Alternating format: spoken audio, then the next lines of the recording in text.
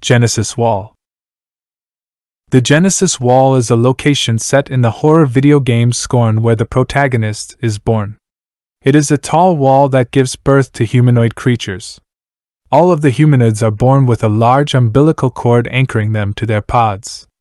The ones born at the top usually die in long falls. The humanoids on the mid and lower levels have a better chance of survival. Some of the survivors of the initial fall are seen having died further into the wasteland. It is unclear if this is the case of all births, but the protagonist is born falling backwards out of his cocoon and into the world.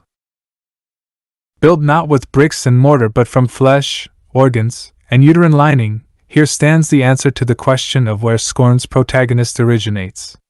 The universe's humanoid creations are neither born from a creature or assembled in a lab, but birthed from ruptures on the side of an unnatural embankment the team refers to as the Genesis Wall. The main character's genesis expressed visually, there is nothing more to it than that. How did it come into being? Why is it this way? That we are not explaining. While questions will forever swirl about the genesis of this Genesis, Scorn doesn't shy away from showing the miracle of birth itself, which begins with humanoids gestating at random spots within the wall's central chamber. When they reach certain sizes, their backs begin to press against the lining, causing it to swell outwards and cradle the growing bulks like pregnant bellies or cocoons. Once the dry epidermal film reaches its breaking point, the cocoon's outer shell cracks and then splinters. It's the drama of birth. We don't remember that event, but it probably leaves a psychological effect. Prenatal trauma and horror is something Geiger also explored in his paintings. For many newborns released from the shackles of their cocoon, death awaits.